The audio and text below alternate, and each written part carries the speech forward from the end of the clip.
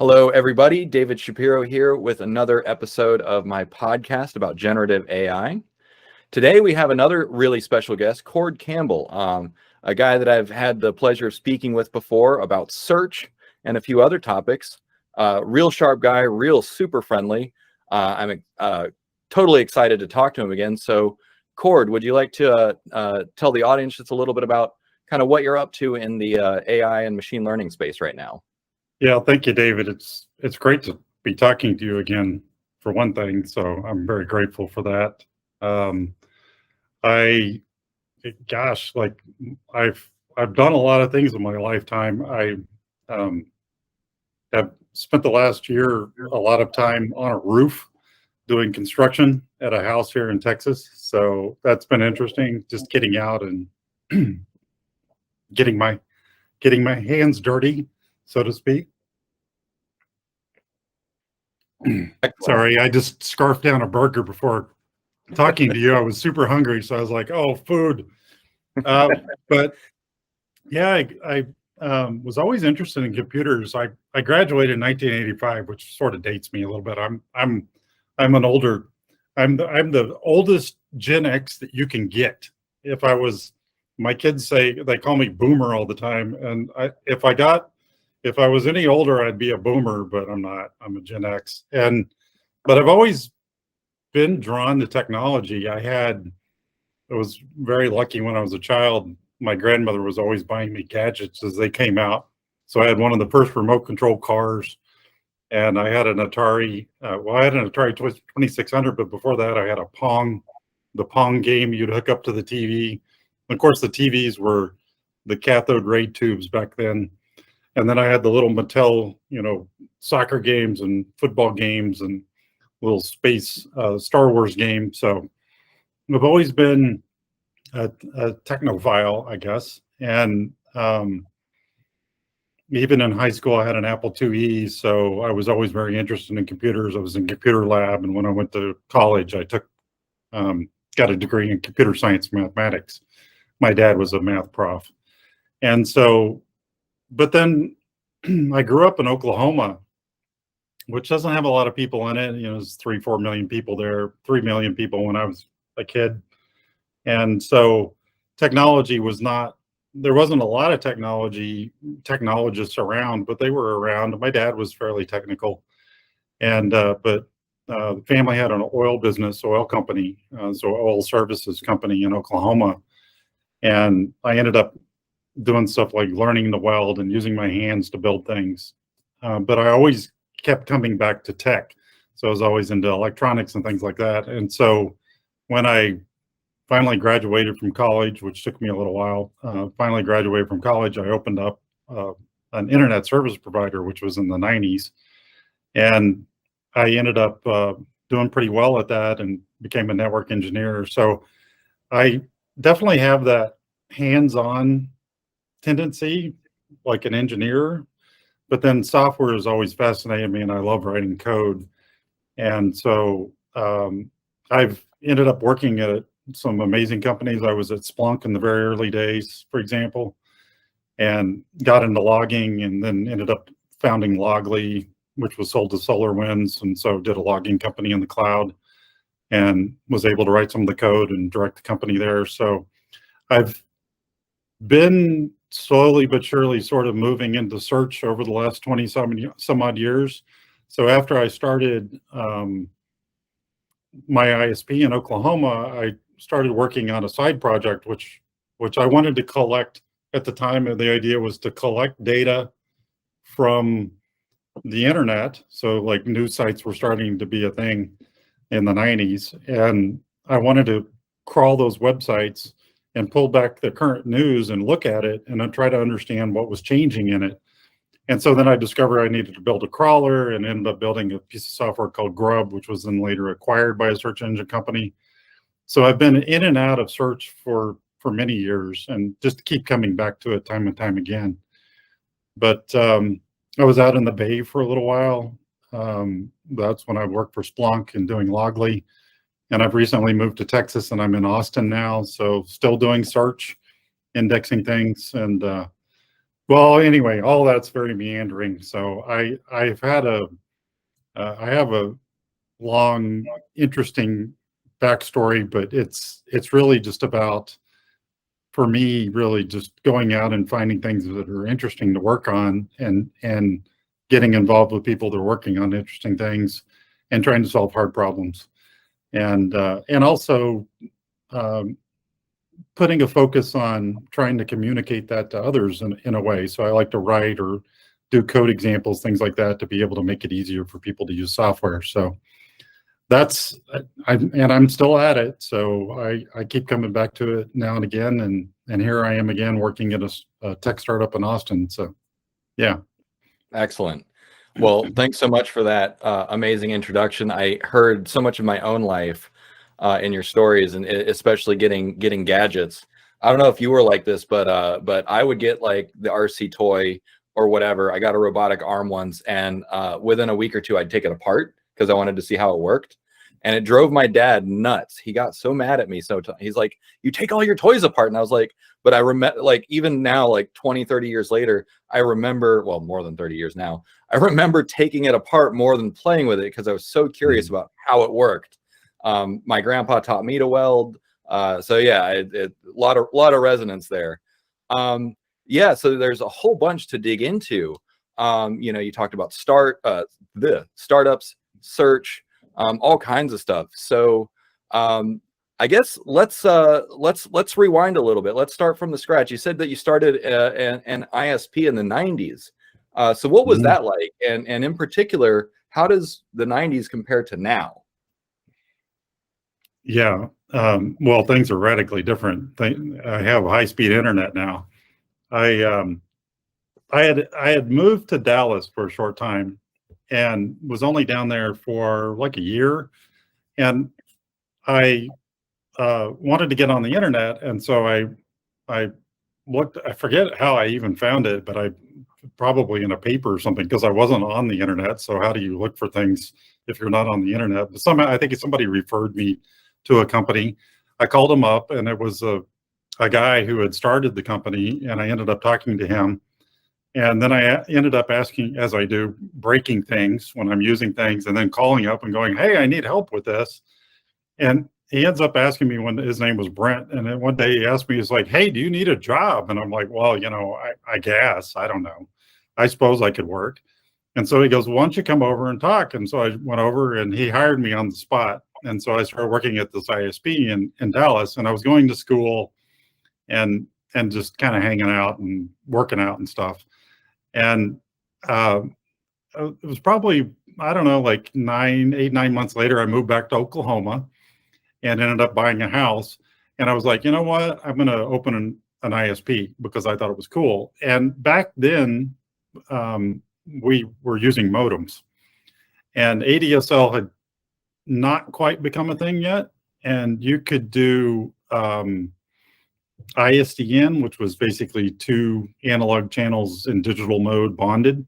You could do, that's about as fast as you could do. It was 128 kilobits a second. And so I was like, yeah, I mean, I'm going to figure. I'd already worked with the equipment at the place in the ISP in Dallas, and I was like, I knew what I needed to order, and so I got on and found the companies and ordered the equipment and ordered a bunch of cheap modems, and the U.S. robotics modems, little square things, little white square 28. I think I started out with 28.8 modems, and got a bunch of phone lines, and then I was like, well, how do I sell this? There was already an ISP in Oklahoma, which was it was like Internet Oklahoma, and they were the big competitor there. And I was like, well, how do I do this? And so I ended up finding this little tiny, narrow storefront on the front of a Best Buy in Oklahoma City on a main street that had a lot of traffic. And so I opened up a storefront, and I think, like, maybe 2 months later, we had one day we signed up like 17 people in a day or something stupid. It was a lot of people were coming in, and it ended up being a great idea because people could come in and they could get help and bring in their computers, and we ended up getting a lot of business doing consulting and things like that out of it, and a bunch of business accounts. But the upshot of that whole thing was, to try to compare it to today, was that I ended up finding out about wireless. not only did I become a system administrator and learned how to run Cisco routers and things like that, doing all this and making money doing it, but I ended up learning about keeping up the trend of staying on top of technology, getting into wireless. And so I ended up buying these wireless routers, and I don't remember what they were. And I bought this huge dish, and I pointed it north, and then I had another like Yagi antenna pointed down at the office. And right across the street from the office was a Barnes and Noble, and they had a Starbucks in there or whatever, where they sell Starbucks coffee in there. And I would go in there and I'd get a scone and some Starbucks coffee, and I would sit in the window and surf the internet on wireless. And people would come by and go, "Are you on the internet?" And I'm like, "Yeah, I'm on the internet." Like, "How are you doing that?" That was before anybody had wireless. Well, of course, now everywhere we go, people have wireless. There's wireless access points everywhere that you go. High-speed internet is a thing. Cable ended up killing the dial-up ISP, so that's what happened to all that eventually. But I took that and pivoted into search while I was there. But as I mentioned earlier, but yeah, things are radically different. I mean, bandwidth, the speed of computers, flat screens. We still had tube monitors back then. Yeah, in general, but I mean, I guess phone lines are the same, so they still operate the same way. But Right. Yeah. No, I mean, that's fascinating that, like, you had the skills, you knew the technology that you needed, and you found your way through. So let's unpack that a little bit, because you talked about the problem of how do you sell this service, and you came up with that. You had the storefront, and then you used the antenna to basically show customers, or I guess potential customers, that, like, you had wireless internet, and it was before people even knew that was a thing. Right. So what did that feel like, and how did you come up with that idea? Because that's so clever. well, we had a customer that wanted a higher speed connection than they could purchase, so they were a business, and they had some, I don't remember what it was, but they had some requirement for uptime at the office for availability, and they wanted a fallback connection, and they had I think by that time they had ADSL installed, which was, it was fast, but it's not that fast, but it's pretty fast. I was the first person in Oklahoma to have ADSL in my house. So Southwestern Bell actually ended up testing my house, as was the test case, and I ran it back to my ISP.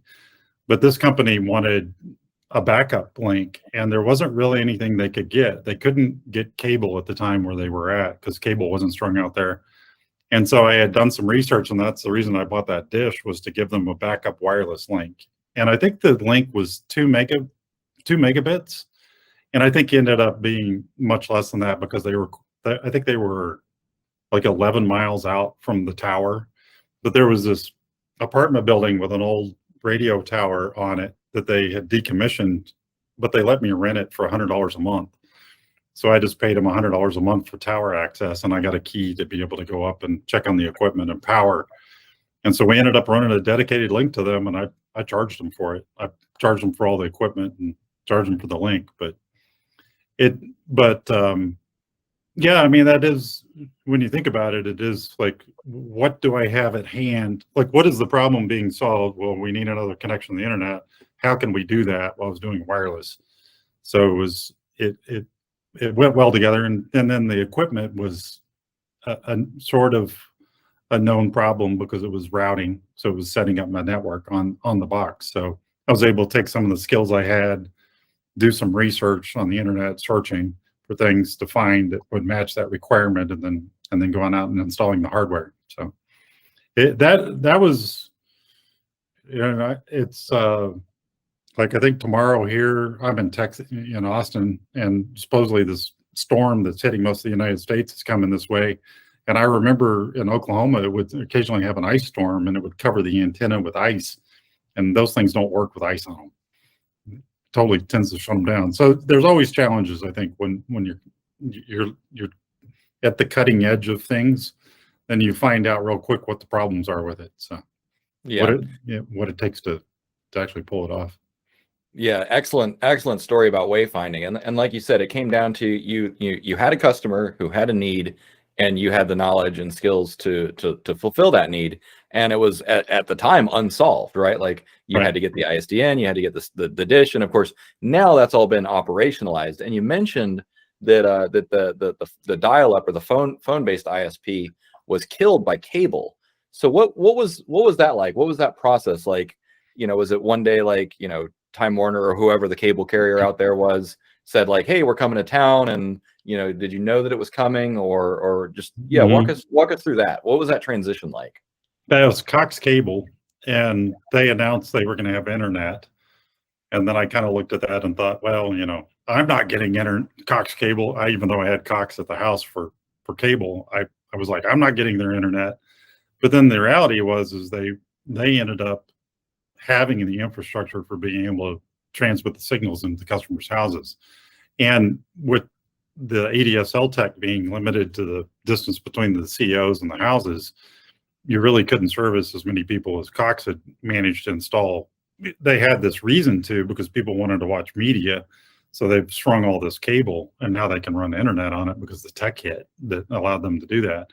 But when I saw it come out, I knew that was the end of it, just because people are just not going to tolerate it. I knew that we would keep some customers, and I realized, rural deployments would probably still be a thing, and that really was sort of what kept us alive for a while.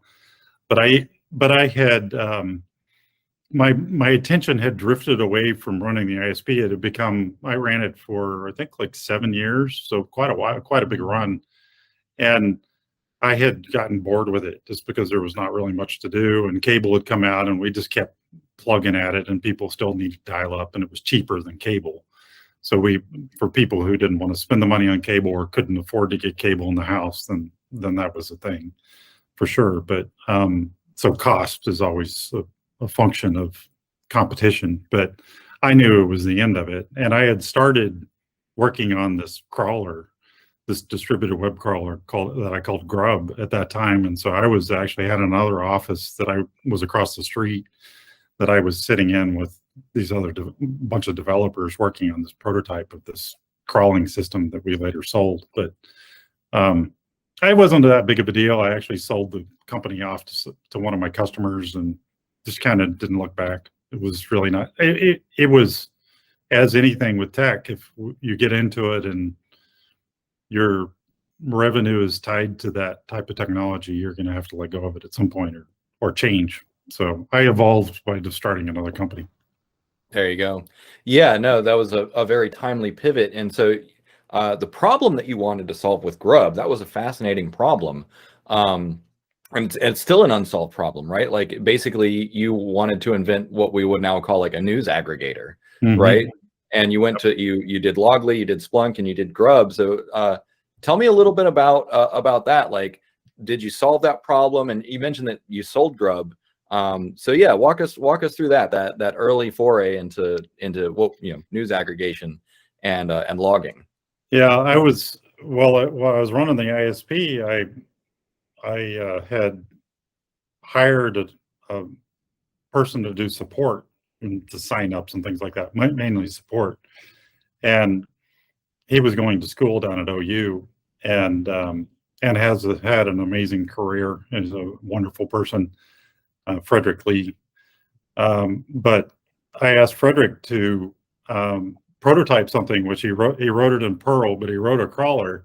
And the idea that I had for this was that I wanted to think about day trading. So I was like, I wonder what day trading is about, because I had customers that were day trading, and that would call me and go, "Hey, my internet's working. I have to day trade right now." And so I was like, "What is day trading? I'm going to check this out."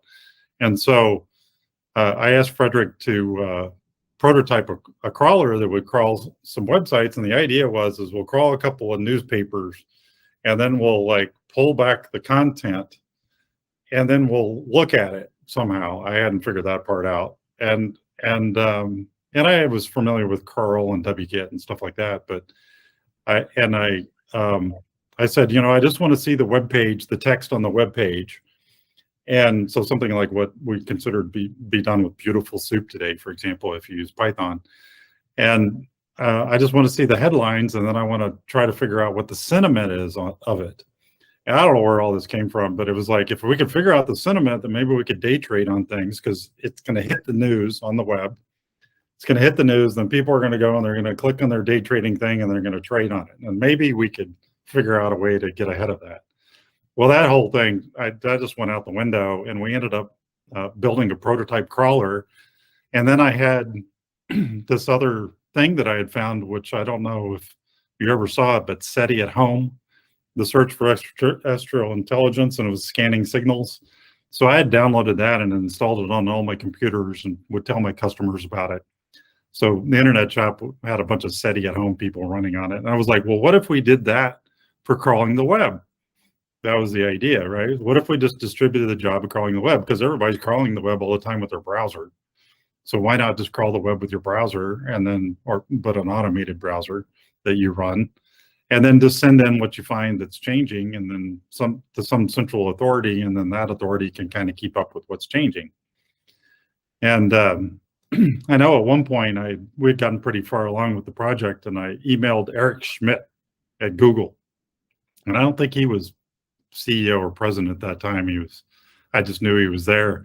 I said, hey, I built this thing. It's a crawler. And he's like, he wrote me back a fairly lengthy response. And he's like, believe it or not, crawling is not our problem. He goes, it's indexing. So once the data comes in, putting it in the indexing pipelines and getting the content indexed for making it searchable was their problem at the time. So I didn't know, what I was going to do with it. I was just having fun. I was making money, and I had this extra money to spend on starting something, and it was fun to start it and work on it.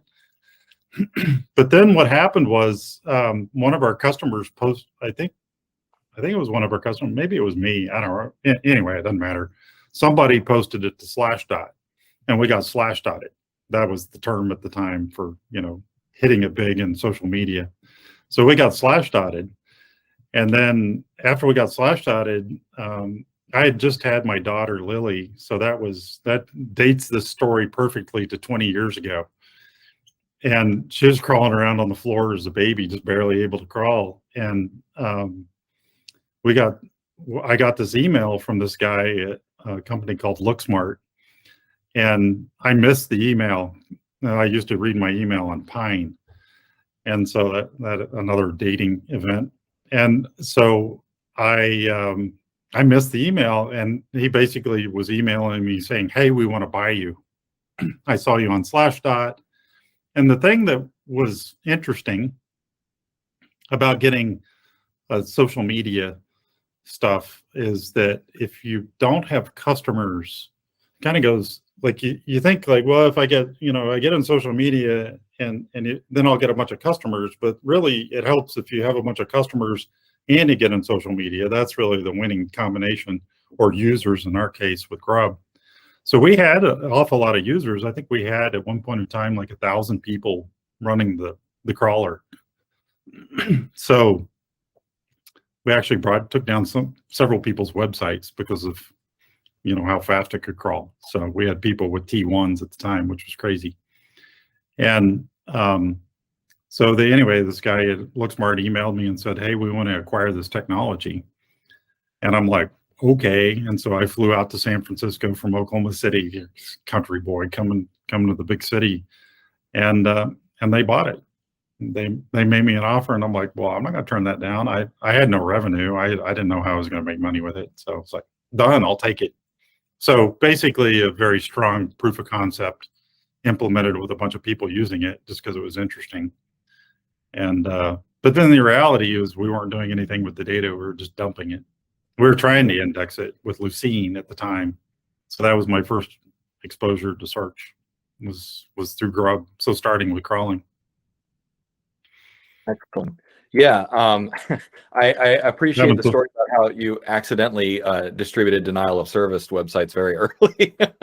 We had this guy, he was pretty hot. He was like, this is my website. You're killing my website. I'm like, I'm sorry. It was a bug. Sorry. We were calling him over and over again. Yep. Excellent. So it's fascinating that you drew some inspiration. So there's so much, man. You have the best stories.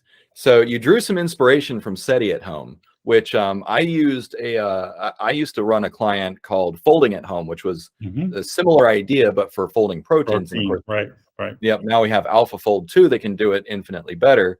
But yeah, so you used distribution or decentralization, and then you talked with Eric Schmidt briefly over at Google, and eventually sold this product, like you said, before you even had revenue. So yeah, like that's all just incredible. I wanted to, well, at first, before we move on, were there any other aspects of that you wanted to unpack or explore? Because those are just phenomenal stories. Well, I mean, crawling is still a challenge today. So how computers get data from what we publish is important. Google does a great job. I mean, there's really, if I'm going to go look for something, I'm going to hit Google, and there's a bunch of startups now, especially in the AI space, that are looking at that. But it's still a challenge because a lot of the content is behind paywalls. So if you think about the way the internet's put together, if you have accounts on New York Times or something like that, well, you can go read it, but then Google can also read it because they have an arrangement with them, but then an individual cannot go and crawl that content and make it searchable. So we definitely have some challenges with the internet being open and fair place. You want to deny anybody making money.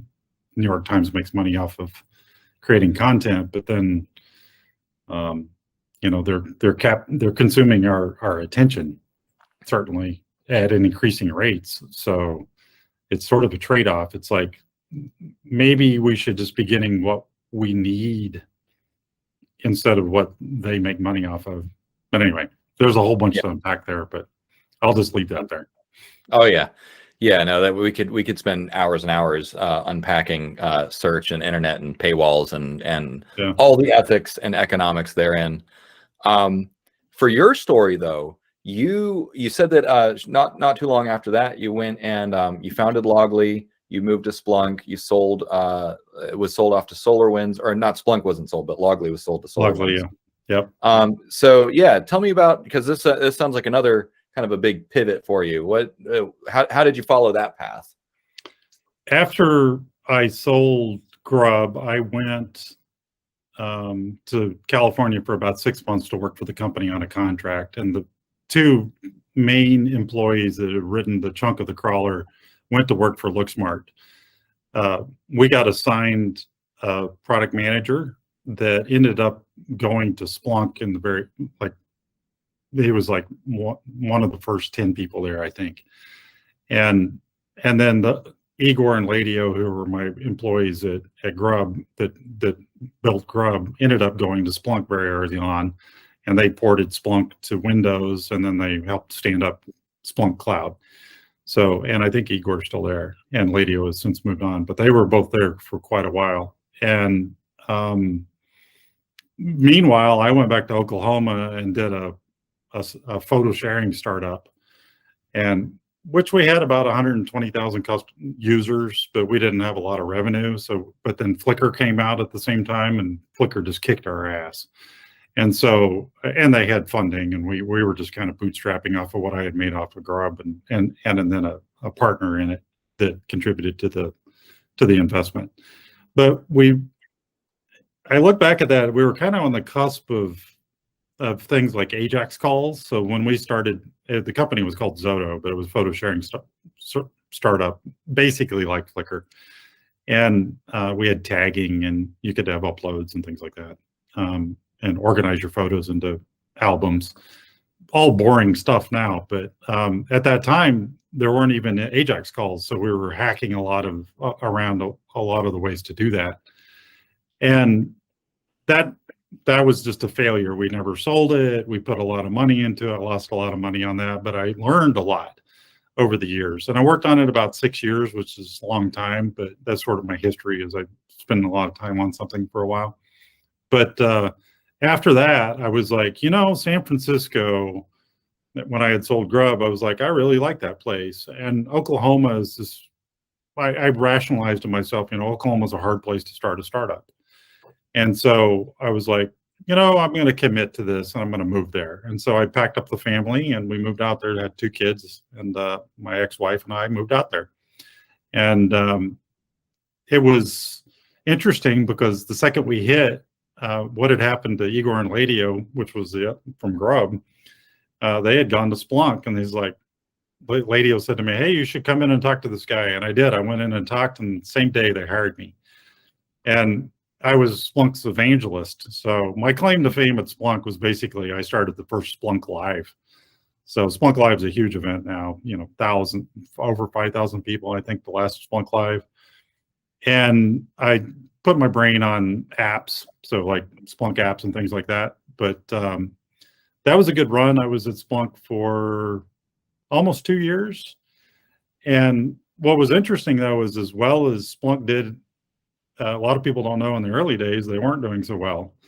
So my boss was initially was the CTO, but later on the CEO was my boss. And he had this thing on the wall behind his desk, and it was an invoice. It was their first invoice. And they had to give the money back to the customer because the product didn't do what it said it was supposed to do. And so he hung that over his desk to remind himself of that. And about the time I left, they were really struggling for matching, getting to break even. And that was in 2008, 2009. So that was a little kind of like now, where it's just financial,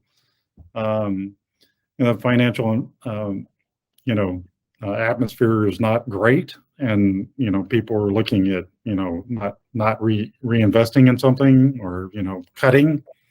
So Splunk was going through some interesting challenges, and obviously it was done well now. But so a few of us left Splunk and decided we'd start a competitor, but we were going to do it in the cloud. And that's how Loggly came about. So we literally just took the idea of doing log files in the cloud. And I'd already done search before, so I had worked with Lucene and worked with a crawler and worked with ingesting data and things like that. So it was and then worked at Splunk. And so it was pretty straightforward to go out and build that. So it took us about, I think, 4 or 5 months to build the prototype, and then we got funding. And pretty quickly, and the reason we got funding was because there were some companies that weren't able to get into the Splunk ground that wanted to do it, and then were impressed that we were at Splunk, and then that we had built something. And so that's sort of how Loggly came about. But then another problem cropped up, which was logging in the cloud is completely different than logging on-prem or on your own machines. So security concerns, compliance issues, things like that. And then just whether or not people have enough logs to manage to pay the bills. So a lot of Splunk's customers had real pain, would be one way to put it. So they had an enormous amount of log files. So they really needed something that could handle that. Whereas what we built wouldn't necessarily scale to those levels, but would handle smaller use cases. And those customers were just doing things they're building their own solutions. So Loggly struggled for many years. I was there for a few years, and just it wasn't getting along with the board, and they were very green, and I was green as well. So my standard MO being develop a prototype and play around with it and have fun with it and then move on wasn't really their jam. So I found a buyer for the company, but they didn't want to sell it. And so I left. They were replacing me, and so I just decided to move on. But they did well. So they exited later to SolarWinds and were very successful at doing that. So they did a great job. So a lot of Loggly really at the end of the day was not me.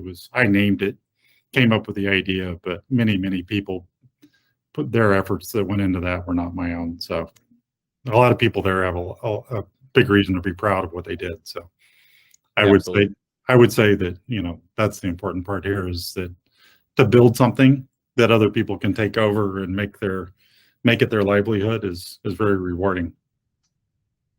That is a wonderful lesson. And I want to ask, so I guess this may be the same question.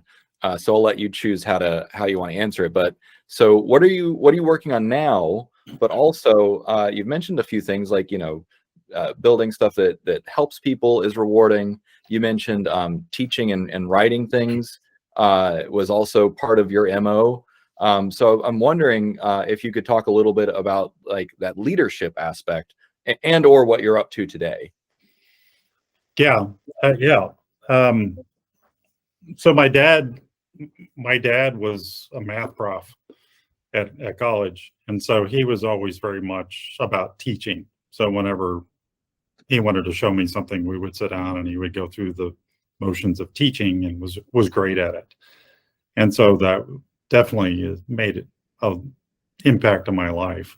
And so whenever I remember back when in Oklahoma, when I was doing the internet shop, I had extra time to do stuff, and because I had a successful business running. And so my son was going to school at a private school, and I got to know the people that were running the school and offered to fill a position for teaching programming in the morning. So I would drive in, drop off Connor, teach, and start teaching a class in the mornings for an hour.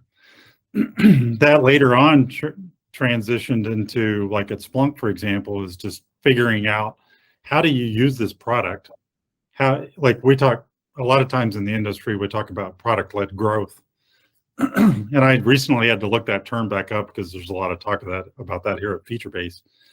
And product-led growth is very much about the product being easy to use and someone can self-start with it. And so at Splunk, it was a little difficult to use and a little difficult to talk about and a little difficult to illustrate how to use it in a constructive manner. And so one of the things I did was write materials and build examples of how to do that. But that's also a marketing function, interestingly enough.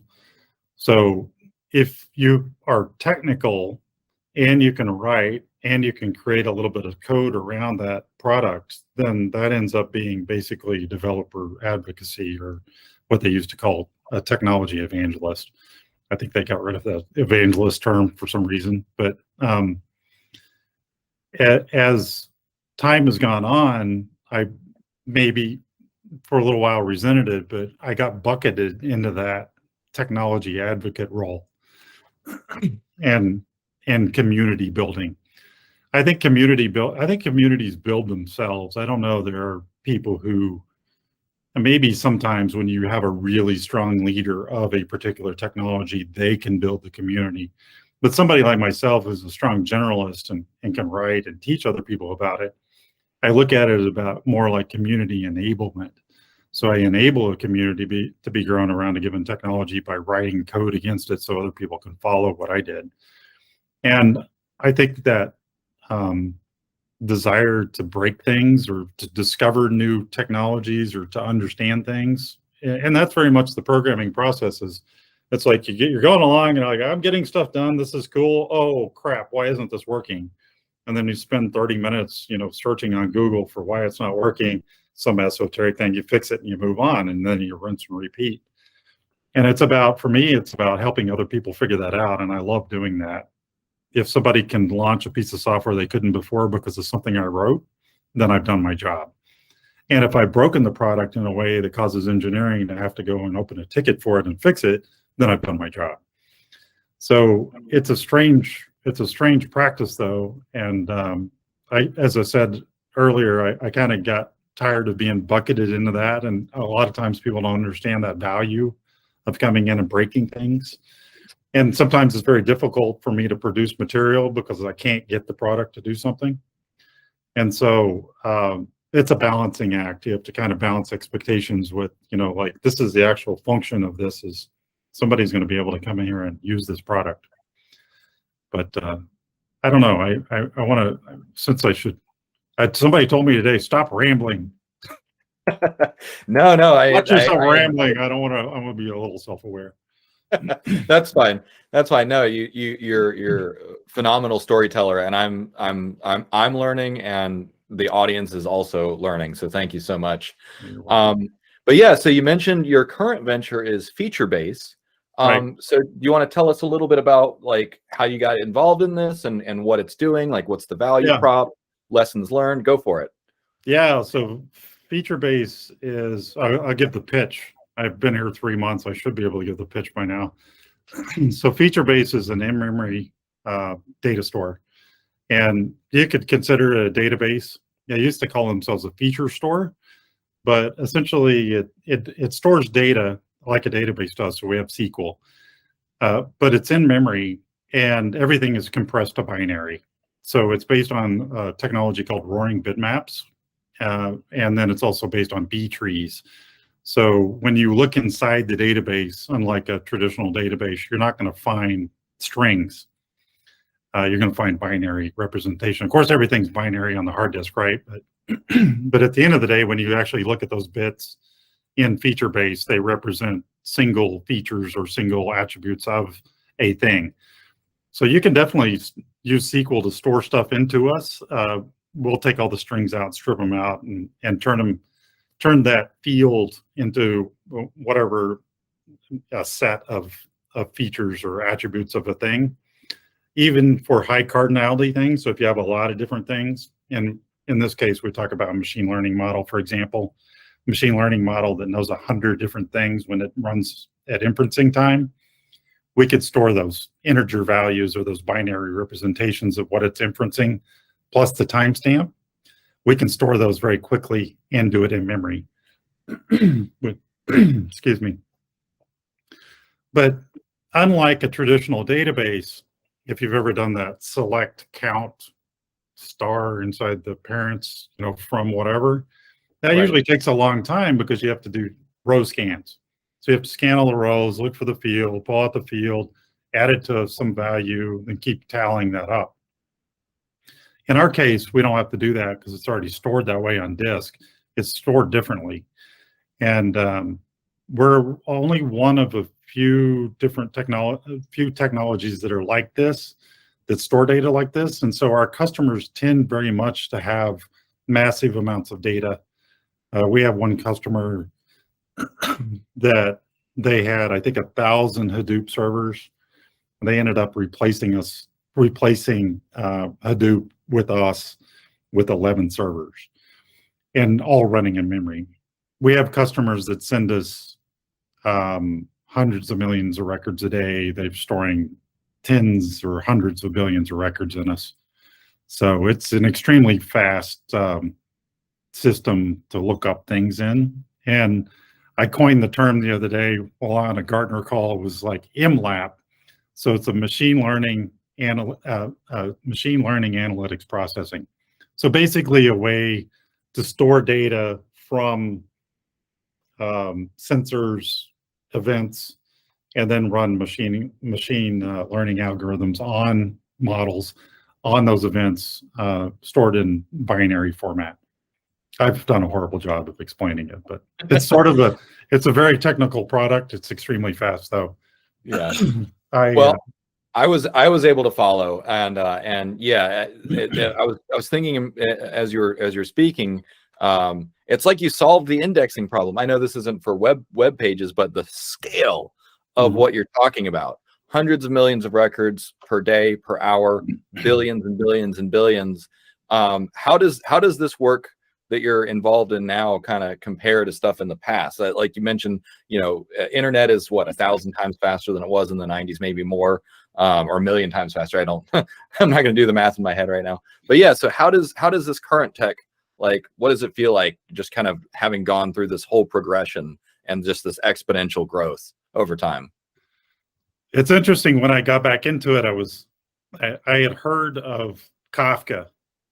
I sort of passingly knew what it was, but then we went to a Kafka conference. That was one of the first events I went to, and I had only been here like a week and a half. And I'm like, what the hell is Kafka? And I'm like, I guess I'll install Kafka. And the first thing I noticed was it runs Zookeeper. And I'm like, oh, that's a requirement of Solar sometimes. And so I've had a lot of experience with Zookeeper. I've cussed a lot at Zookeeper, let's put it that way. And I'm like, oh boy, I can see where this is going. Kafka is written in Java. Java is very wordy in the log files, and it's fine. It's a fine technology, right? But it's really the bus for all the data. And my comment to everybody was like, wow, when I left the scene, there was big data. Now there's big data. And I was on a Gartner call today. I forget what they said. It was like, I think they said it was like edge devices were expected to generate in the next 5 years, generate 1,500 times as much data as there already is, something stupid like that. So the thing that's really changed is just the massive amount of data that's flowing around. I mean, it's back in the days of Splunk. I mean, the idea was that we were able to take machine data and make it searchable for humans, make it consumable. But I mean, we're getting to the point now where even that's not even possible anymore to make it searchable for humans. It's like humans will never look at this data. It's going to have to be a machine that looks at it. So I think that's really the thing that struck me as like hit home. And I had been, before I started at FeatureBase, when you and I talked, I'd been noodling around with GPT-3 and Solar. So I built this little thing that crawls the web, kind of took all my other stuff and rolled it all up in one, but took a thing, crawled the web, put it in Solar, run a machine learning pipeline on it, and then do a little bit of lighting analytics on it, and then kick it over to GPT-3 for discussion. But with this stuff now, it's like, and we were really wandered into machine learning or chatbots or whatever, but as the topic yet. But even with technologies like machine learning, the amount of data that's out there is so immense. We really need a new way of storing data, and that's what I really liked about FeatureBase. Was whenever I talked to the founder, I was struck by the fact that the small memory footprint was the thing that was going to contribute to being a game changer for being able to deal with massive amounts of data. And if we look at edge devices, like I have this, this is the VizyCam, VIZYCAM.com. Friend of mine here in Austin. I've known him since high school. And this has got a Raspberry Pi inside of it. And then it's got a camera and it's got a stack he wrote, and it runs TensorFlow Lite on it. So this is an AI camera. It has a little bus on the side of it. And that allows you to point it at something and as an edge device, point it at something and it know what something is. But if we think about, millions or hundreds of millions of these producing inferencing logs, what are we going to do with all that? Where's it all going to go? How are we going to process it? How are we going to train the models automatically on it? All these questions start cropping up. And that's sort of what hit me as I re-entered the scene. All at once, I just kind of realized these things. I hadn't really thought about them for a while. So it's like putting off the thinking about it, kind of checking out of the scene for a while like I did. Coming back into it, it was a lot to digest. There's a lot of stuff going on. Hopefully I've given a couple of topics to talk about there. So yeah, no, it's fascinating. And the scale of data is something that's definitely been on my mind. As you alluded to the last time we talked, some of the work on GPT-3, just the insane quantities of data that's available, that is going to be available. What do we do with it? And I think one of the most salient things that you pointed out is that we're developing systems, data systems that curate and ingest data. And the point is never, it's never for humans. It is for the sake of other machines. So the machines are feeding the machines, so to speak. Yeah, and so well, first, just thanks for kind of illuminating up to where you are and kind of posing some of these questions. So let's think about where we're at today, but also let's think about tomorrow. Where do you see this technology going? What are you most excited about, and perhaps most importantly, what are you most worried about?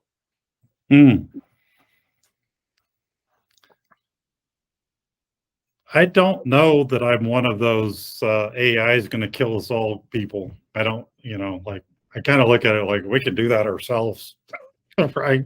If we're gonna like do something, that brings our impending doom, we'll probably do it to ourselves. But I doubt. I know there are some people that consider that an existential threat as AI. I think a lot of people don't understand it. When I ran across your stuff a little while ago on YouTube, and you and I got together because you were doing some really cool stuff with GPT-3. and that inspired me, still inspires me, in fact. Um, I, I thought back again to what I said a few years back, which was when somebody was talking about machine learning. I'm like, search has always been machine learning. Search has been machine learning from day one. We've been consuming human generated content and then running some algorithm against it. And then humans type in something and we give them something back. That Google's been doing machine learning from day one.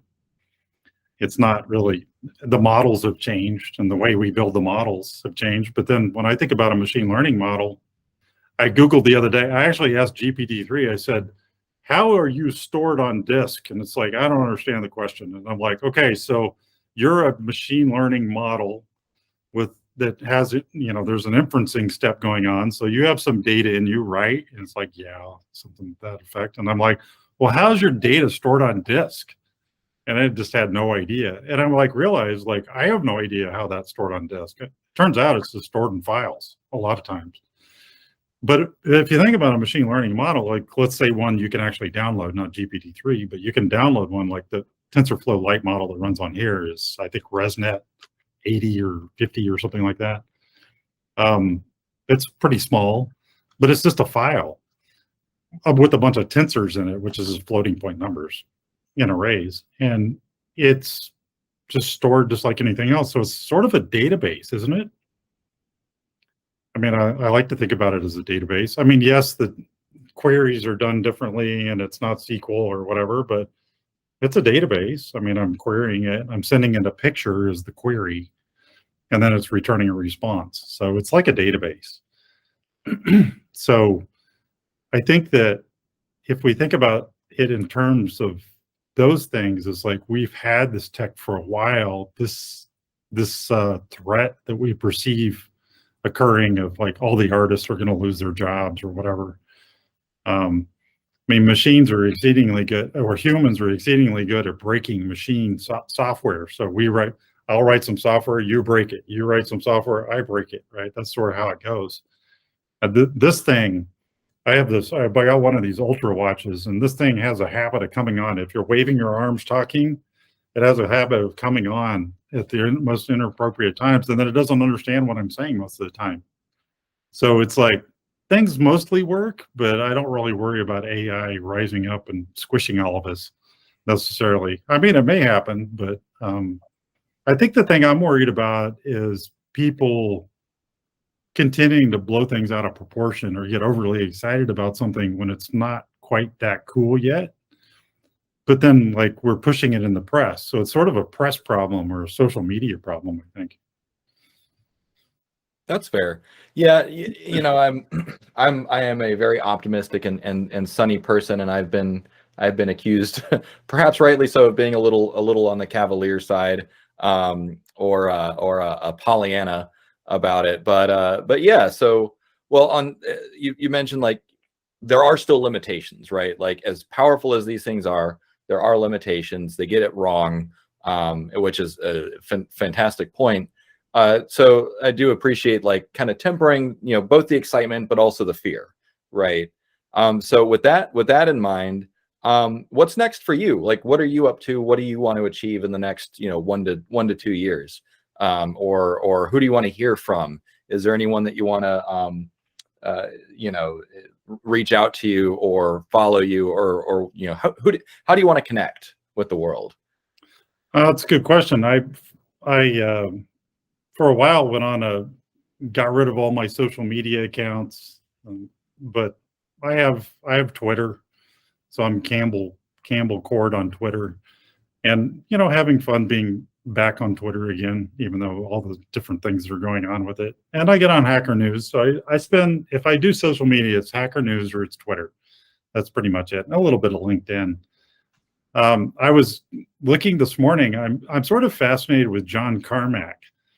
And the reason why is because I read his black book on graphics programming back in the day. This is a fantastic read. And but then he went off and did the Oculus and founded a gaming company and was hugely successful at that. And then went and did the Oculus, and then now is working on GAI.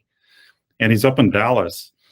And it's interesting because his company he's working on is Keen Technologies, I think. And there's no information about it at all, but he's supposedly working on AGI. And I was like, wow, that guy's brilliant. So it would be interesting to talk to John Carmack just to see what his take on this is. So maybe you can get him on the show and talk to him. But I think the AGI stuff is super interesting, and I think that's what I want to work on. That's what I want to. It is what I want to work on. It is what I'm working on.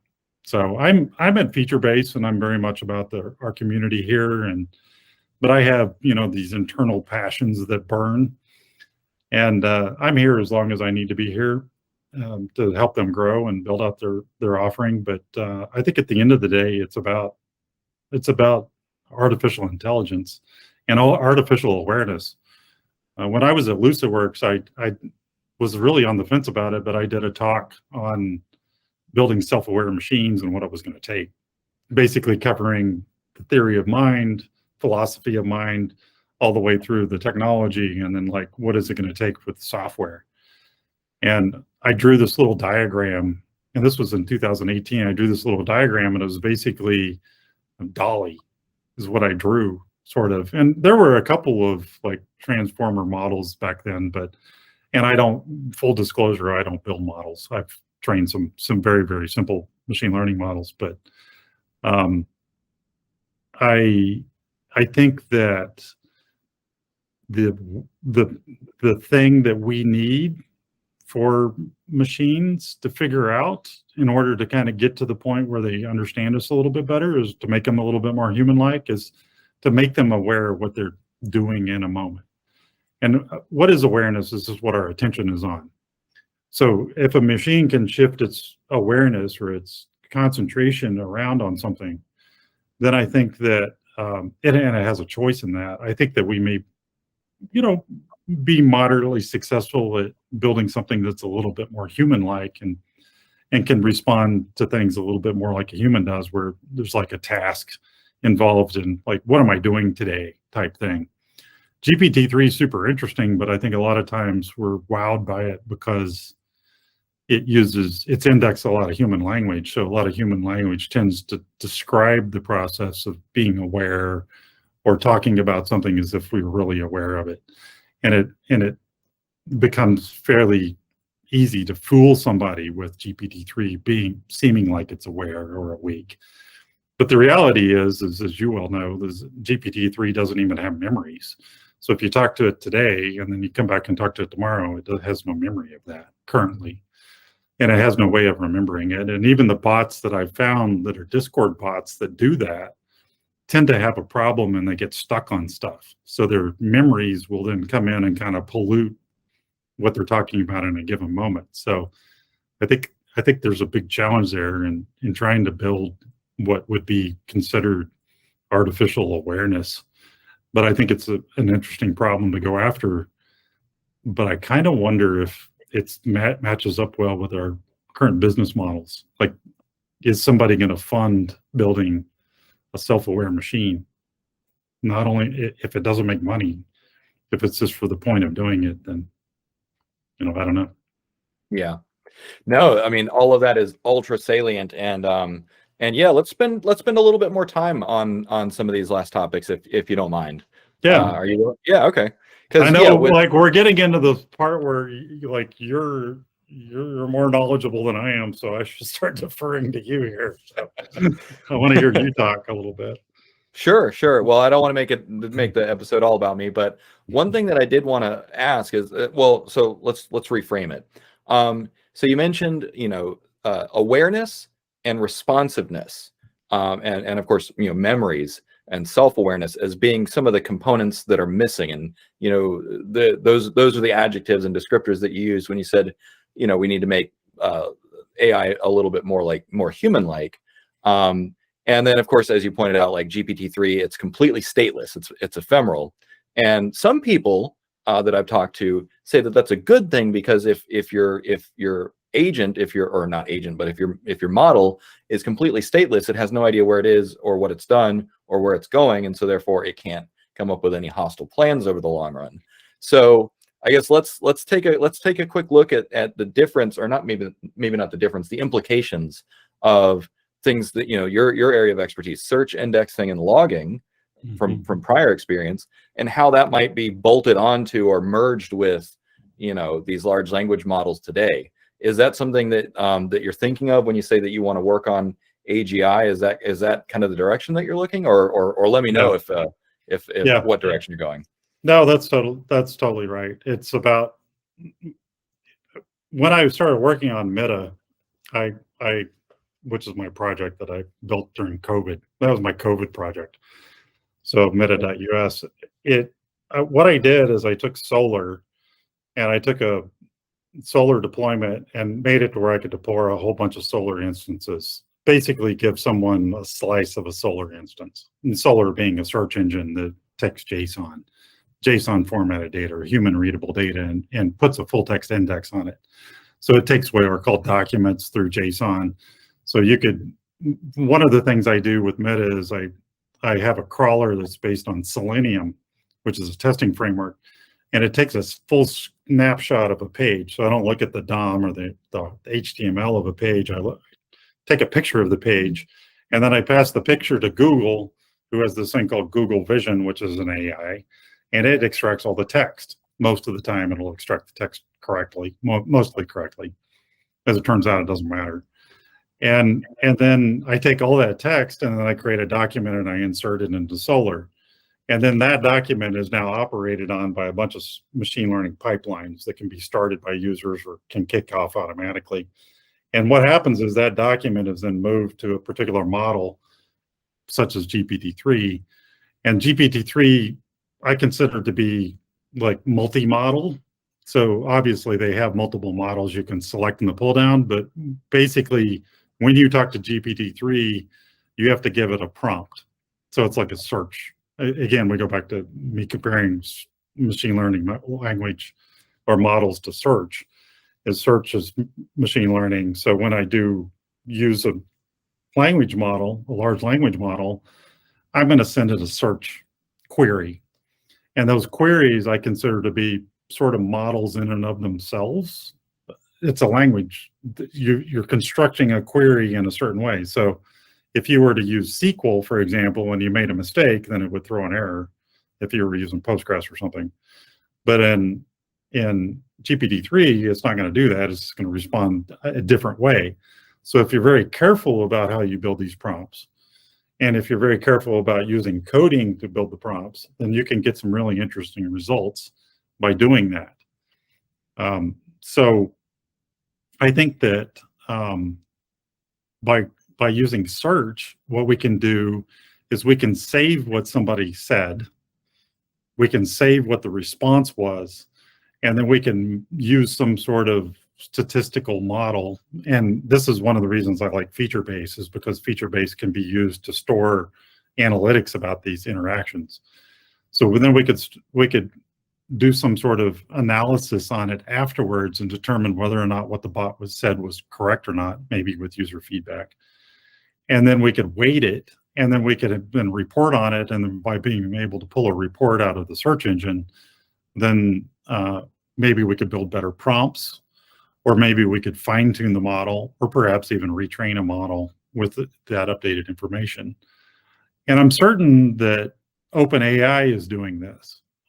They have and I think they deprecated it in one of their updates, but they have some search, or had some search functionality in there where you could give it and it would do a search against other documents. And I have to think that somewhere under the hood, they're not running search somewhere. It's kind of hard to tell, though. There's not a lot of information about it. But I don't think that it's storing historic memories, though. And so then the question comes, if you have a limited prompt space and you have 2 years of memories, if somebody types in something, how do you figure out which memories to load? And one way that I've thought about this is that we have short-term memory, or near short-term memory, which is what have we been talking about recently, which I can sort of drum up if I think about this conversation, for example. We talked about grub earlier, for example. How do I know that? I don't know. But if we were to try to codify that in a machine, I'd just say, well, just do a search over the last hour for the log files and pull them out of, Solar, and then figure out which ones were most relevant to what was just said, and then just submit that as the prompt, and then hope for the best. And then the user will take over and bridge over to the next prompt, and so forth, right? So that you could have a little bit more interesting conversation. And as it turns out, this works. And I don't have it in production, but I've tested it, and it seems like there's something there, but it's a lot of work because you have to embed the document, you have to store the vector, you have to do a vector lookup for the similarity function. And in Solar now they have neural search, so they have these they store these.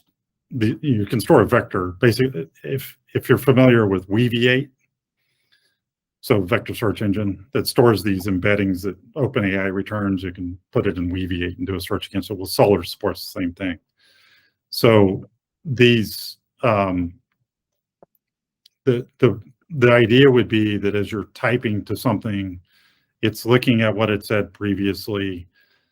Some prompts are being built to indicate this is the historic memory of what you just said, and then I'm going to also do some searches against some really old memories and see if anything comes up. And then those old memories should be able to be compared as well to other thoughts or things that were said. And then you kind of get back this, well, it's like Google search for AI crap, right? So you're applying a search mechanism to the AI conversation and then giving it back some of what it said is essentially the idea. I'm not particularly good at the multi-shot stuff. I know you've done a lot of work with that, but I like one-shotting GPT-3. So I like to figure out how to one-shot it so that the response I get back, I can just throw it up in the console. But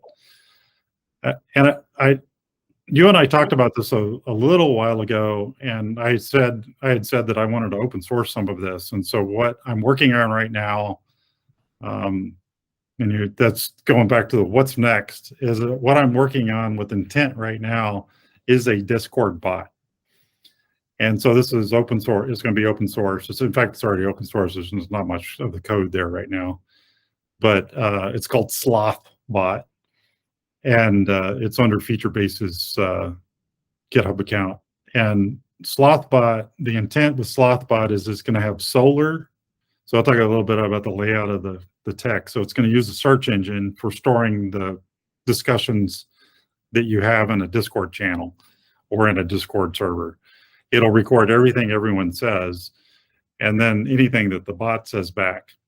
And then the bot, being driven by GPT-3, then will have different modes it moves into, which I've done on Meta. So it'll kind of have these emotional states it can move through depending on sentiment of the current topic.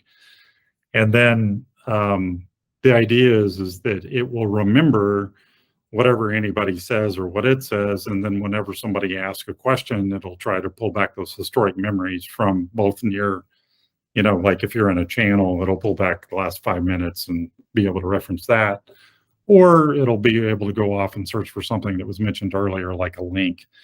And the general idea is to solve a real world problem, which is doing support for a product with it.